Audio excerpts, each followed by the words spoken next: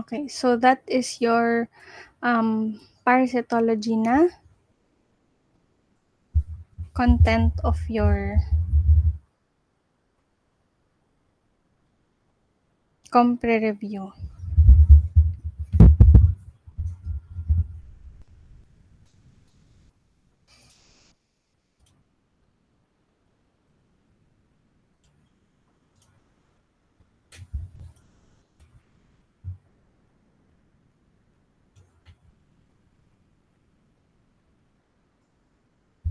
See, am I still audible? Yes po, Doc. Okay. So we will proceed to the virology part of your review. Some of you are magkukompre na naging student ko bago lang. So this might be familiar to you, but we have to discuss this again as we are nearing the end of the COVID pandemic, and we will try to discuss ano nga bang nangyari sa SARS-CoV-2 virus. Bakit ba siya naging pandemic? Ano ba siya? Saan ba siya galing? So in the year 2019, December 2019, there was the first outbreak of a certain cluster of human or novel human pneumonia in Wuhan City, China. So nagkaroon ng first identified and first reported na viral pneumonia. But even in November 2019, in the universities found in Wuhan, there were identified na mga viral pneumonia, and students just get sick every now and then, but it was tried to contain. But eventually, it spread all over the world. So, the common symptomatology of the patients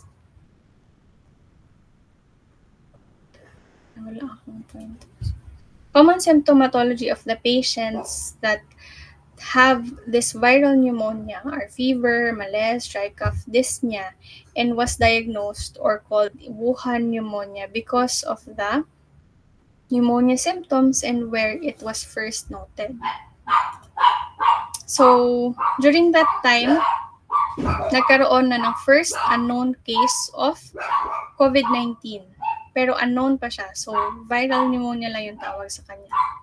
Next, in December 24, 2019, a bronchoalveolar lavage fluid sample was sequenced because of an unresolved clinical case. So, hindi nila alam ano bang reason bakit nagkakaroon ng increased or further severity of the symptoms itong mga patients. Pero hindi naman tumatalab yung common na ways natin of treating pneumonia. So they sent a bronchoalveolar lavage fluid sample, and it was sequenced, and it was noted that that sample contained a new type of coronavirus. And by January 7, 2020, it was announced that there is a new virus under coronavirus, and we named it SARS-CoV-2, causing the COVID-19 infection. And January 12, 2020, ang initial name pa nung SARS-CoV-2 is 2019 nCoV. And it was noted na nagkaroon ng human-to-human transmission. Hindi lang siya zoonotic. There was a direct transmission noted by the WHO and Chinese authorities. And because of that, nag-impose ng strict lockdown ang China in Wuhan. And this was declared as a global health emergency because it spread to several parts of the world. And in Feb 11, 2020, the infection is named as COVID-19, and the virus, the novel coronavirus, is named as SARS-CoV-2. na virus. So, severe acute respiratory syndrome, and two, because it is just second of, parang hindi siya yung first cause of SARS, but it is a novel coronavirus. So, SARS-CoV-2 ang pangalan, and it causes COVID-19 as the disease. So, bakit ba tayo nahirapang i-treat or i-contain itong COVID-19? Because your SARS-CoV-2 is an example of an RNA virus. So, what if, I mean, ano pa lang meron if meron kang RNA virus na epidemic or pandemic na nangyayari? So, RNA viruses are difficult to manage because they are less subjected to molecular or genetic na proofreading. So, meaning, wala siyang effective proofreading function if nagkakaroon siya ng replication tapos magkaroon ng error sa kanyang genetic material, hindi siya nako-correct. And if hindi siya nako-correct, it will produce and produce and produce, and it can be mutated eventually. And when this viral infection transfers to another individual, it's not the same as the previous viral genome. So yung treatment na possible sana natin ibinigay doon sa first patient, it's not that possible sa next patient.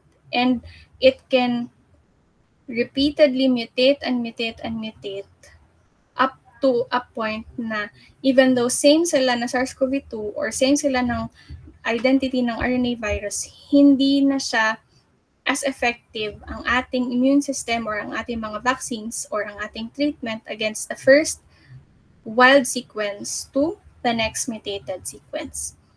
So that is one of the reasons bakit mahirap i-manage ang RNA viruses, especially if it has spread. Because the greater the spread, the greater the infection, the greater the mutation capabilities that happen from one species to another. So that is one of the major differences between RNA viruses and your DNA viruses. So, in DNA viruses, meron siyang proofreading function. For example, nakita na merong mismatch on a certain replicated strand from the protein sensing DNA confirmation. 'Di ba ang characteristic naman ng viruses, magi-infect sila ng host cell, kukuha sila ng genetic material from the host cell, i-replicate nila yun as their own, and then magko-cover sila ng self nila, and then they will proceed to infect another type of host cell. I mean, another neighbor host cell. So, if DNA virus siya, if na-detect na merong problem in the replication, that certain mutated or problematic fragment will be removed from the strand. So, nagkakaroon ng filling of the gap and it will be removed. So, magka-continue lang siya as a normal complementary to the original parental strand.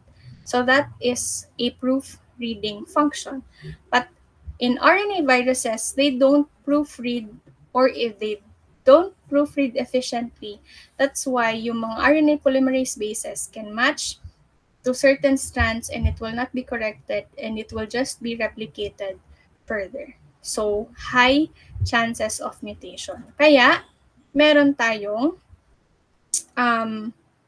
repeated vaccine sa flu kasi paulit-ulit na nagkakaroon ng shifting or changes in genetic content ang influenza. So, these are the timeline na nagkaroon ng detection of certain epidemics. So, first, there was the SARS-CoV-1, the agent of the severe acute respiratory syndrome alone in 2003. This was followed by the swine flu epidemic, which was yung avian and swine flu somehow nagkaroon ng development to the H1N1 na nag-spread across different parts of the Middle East. So that was in 2009. Hindi siya nakaabot sa Philippines, but it was widely spread in different areas in the Middle East as well. And in 2012, nagkaroon ng development ng MERS, Middle East Respiratory Syndrome. So, hindi rin ganon kalaki yung spread na nangyari because it was contained somehow. Naka-learn ang different health sector sa mga previous na mga outbreaks. And after the 2012, nagkaroon nung 2 to 3 years na Ebola virus epidemic in certain regions of Africa. So 2014 to 2016. But this was a very problematic na outbreak. However, thankfully, it did not spread as much as COVID-19. There were a lot of hemorrhagic problems that developed in the Ebola epidemic pero na-contain siya sa Africa. And lastly, one of the game changers in the epidemics is yung COVID-19. So, nag-start siya noong 2019 and currently, nagla-lesser na siya and it caused a lot of deaths all over the world. Hindi siya siguro hindi siya ganon kadadi compared to Ebola, but the transmission of the COVID-19 is very fast. That's why nag-spread siya all over the world. So, bakit ba tinawag na coronavirus? Because your coronavirus contains spike proteins that appear as crowns during electron microscopic examination. So, ano ba daw ang origin ng SARS-CoV-2? It was noted that coronaviruses are found in families of camels, cattle, cats, and bats, but mostly nakita sa bats ang natural host. And most of the time, even yung mga bats natin doon dito sa Davao City has certain beta coronaviruses present in their system, but hindi siya ganun nagko-cross among people. But when it does, it can infect people and spread between people faster. So, ano ang tinatry nating i-check ngayon? So, chine-check natin kung ano ba yung spillover na nangyari sa SARS-CoV-2 from bats.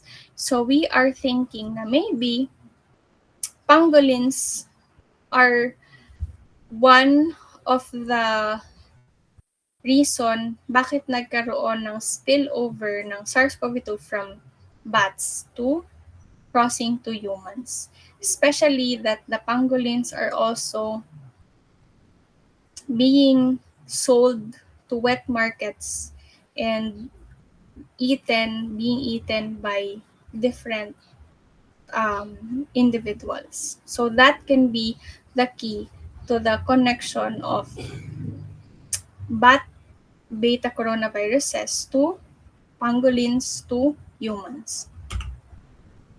So yung SARS-CoV-2 is under the beta coronavirus na genus of the lineage B. So marami tayong members of the Coronaviridae family. So yung alpha, beta, gamma, and delta. But the SARS-CoV-2 is under beta coronaviruses together with MERS-CoV, SARS-CoV, and all of these three have their origins in bats. So this is the structure and genomic organization of your SARS-CoV-2. So si SARS-CoV-2 virus, ang kanyang receptor of interest is the ACE2 receptor among host cells.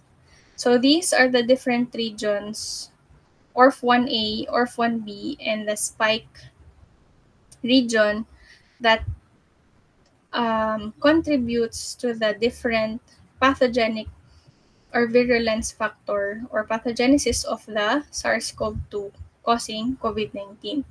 Pero yung nag-enter talaga doon sa host cell causing attachment is the spike protein. That's why yung ating mga vaccines are based on the characteristics of the spike proteins. So, paano ba ang transmission ng COVID-19? So, it is spread from person to person through coughing, sneezing, and talking.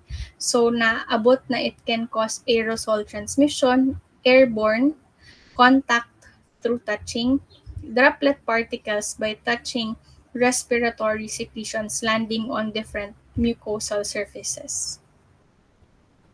That's why very effective ang transmission of COVID-19.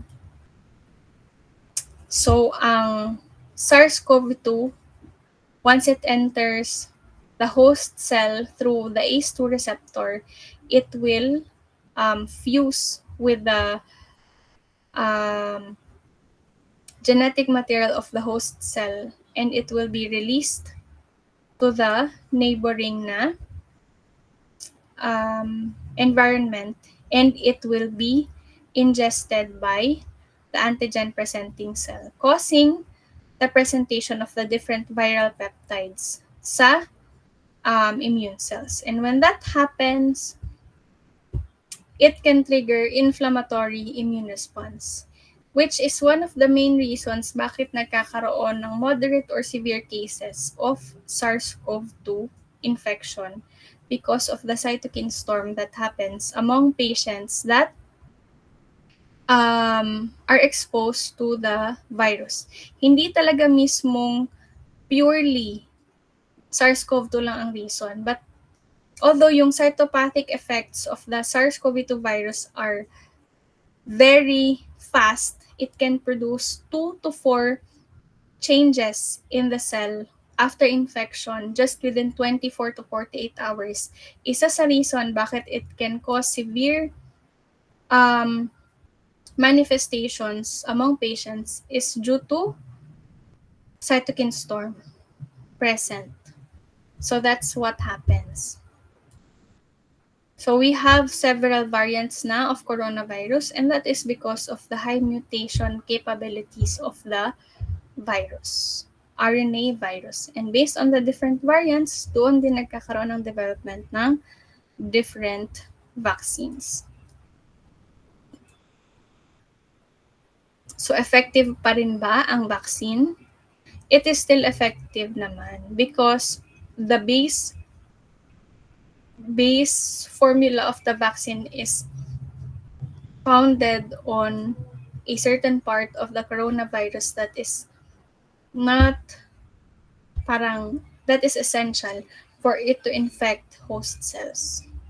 So how infectious is the SARS-CoV-2? So we will base on the R0. So yung reproduction number R0, or we pronounce it as R0, it is the average number of people who will catch the disease from a single infected person in a population that's never seen the disease before. So, for example, ang R0 is 1, meaning kung infected ako, I can also infect one person.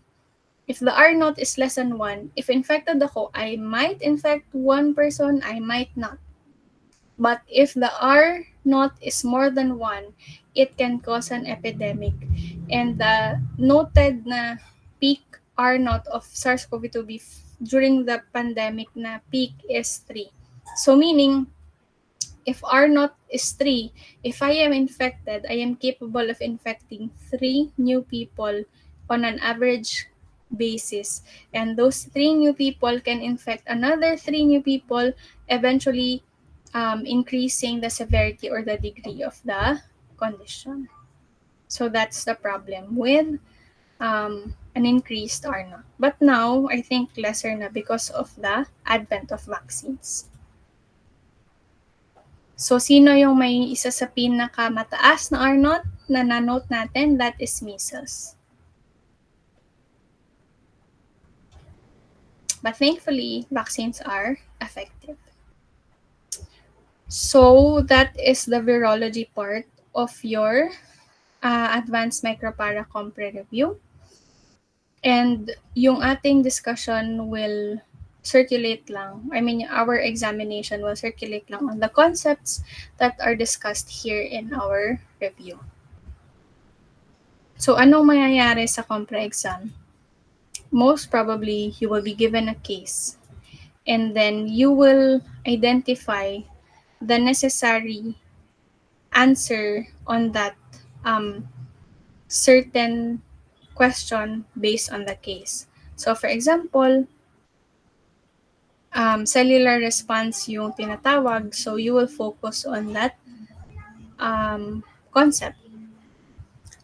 And then with that, you can create an illustration in discussing your answer based on the case given above.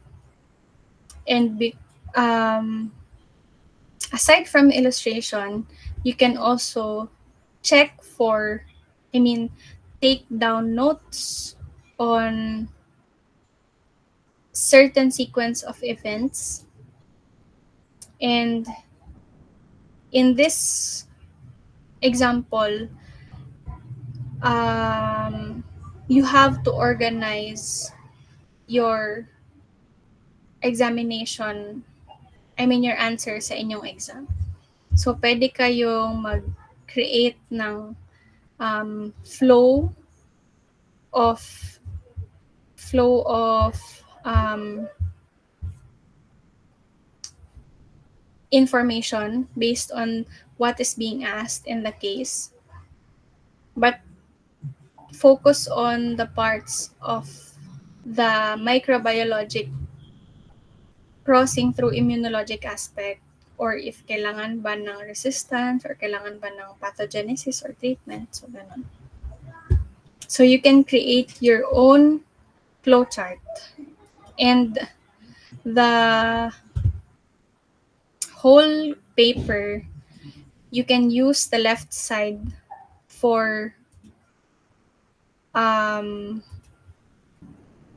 you can use one side for figures. For example, itong left side yung for words explaining the figure that you made, or pwede din vice versa, depende sa inyo. Basta organize your paper in a way na hindi siya masyadong mag-overlap and medyo magulo. So that is your compre exam will be composed of 2 to 3 questions na case-based and cascading mostly ang mga questions.